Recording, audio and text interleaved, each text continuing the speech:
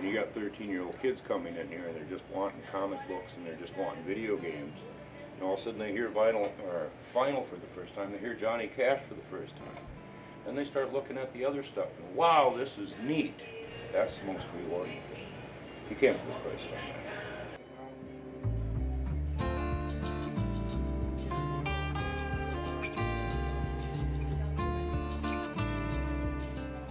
I had bought the building originally from a lady that was, her and her husband were retired. And she knew me very well. And she sold the building to me, and I have resold it to John. I've been dealing in coins and collectibles since 1986. Just kind of a hobby that got out of control, so I had to either do it for a living or cut back. I've always been better off working for myself than working for someone else. I've been a regular customer for about the last 8 years. John Jackson has so much stuff going on, I was given an opportunity to lease it. So I've got 26 years of working at the Pack House, just dreaming of an opportunity like this. I just kind of like started going in at first a long time ago with just getting in comics because there's no real comic stores in town. But then after a while, once they went over to the new management, I just kind of like got more involved after the time, and after a while, I just kind of like started working there. Aaron just blabs on about all this and that. He has more knowledge about the cars and just different things, just because he has more knowledge on a lot of things. But he just talks on and just brings this information all over. But you got to know your stuff, and I'm learning it. You know, there's so much stuff I don't know about. It's humbling.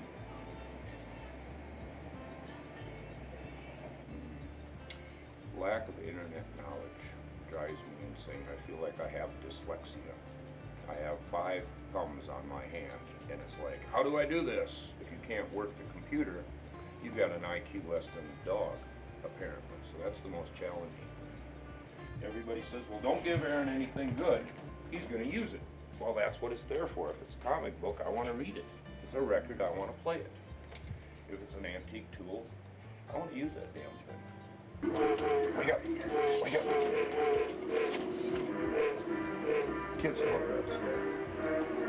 Then there's the dog, Abby. She's the real boss of the whole situation. Kind of the sore pet. It's nice to be able to come in and feel comfortable with the people that are running it, but it's even more enjoyable to see people come in. You can't really do enough to take care of the customer. You just can't. You can joke with them, you can horse around all you want to, but your basic instinct is still to take care of them. The customer is important.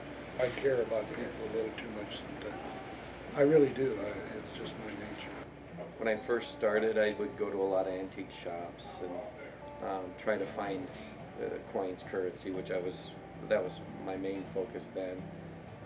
Now they keep me pretty busy. I just don't have the time to go out and I guess you'd say freestyle, as they call it. I've dug through a lot of barns and dug through a lot of attics, and you know, I still do that once in a while when people call up. I've collected everything. I'm just terrible pack rat. And this is the first I've actually stopped going to auction about 2 years ago. I joined AA, Auctions Anonymous, because the storage shed was full and you couldn't find anything in it. Auctions are fun, except I find that auctions, a lot of people pay way more than what it's worth. We see it every day. Somebody will come in and say, oh, this must be worth this because I paid $75 for it and everybody wanted it. And you look it up online, or you just look at it and say, did you notice this was broke? And in the excitement of an auction, people just say, I want that.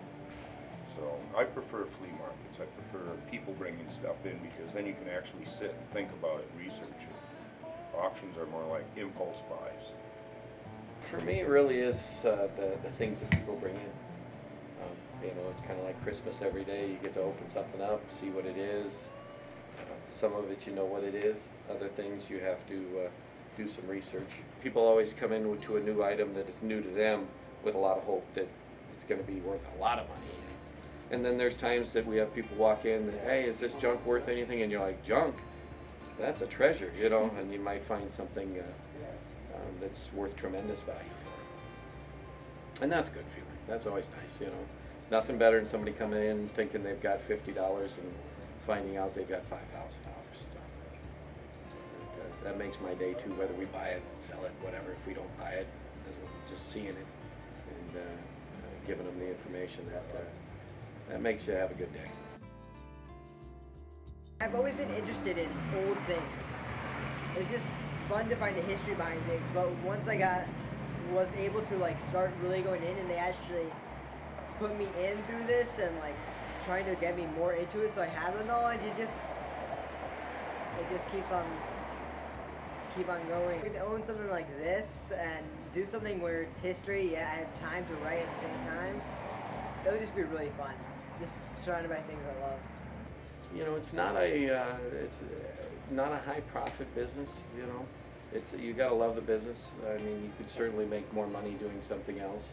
When things are hot, you can do really well, but you know, when things are quiet, you know, you're struggling just to make sure you pay the bills, pay the lights and the overhead. You know, a lot of people make assumptions in collectibles that everybody that deals in collectibles makes a heck of a lot of money, and that's really not true. I see a lot of guys that come and go in the business over the years, and that you know, they gave it their best shot, but you know, the business can turn on them just like any business. The history of all things is very interesting to me. So when you come across an old antique or collectible, you know, learning more about it was probably what drew me into it. You know, when you can do a hobby for your job, that is absolutely the most rewarding part. You know, you put yourself on the same level as any professional sports player.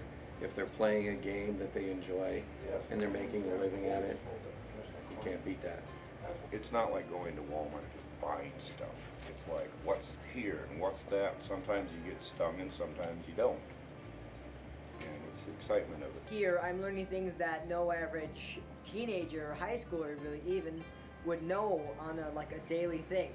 Like silver. Who would know silver prices are? What's its worth? All this other stuff. Who would know about just comics, what they're worth, like grading them and just knowing the little things about them. How to figure out things of how to figure out the worth and pricing of almost any item there is. Just kind of cool to have.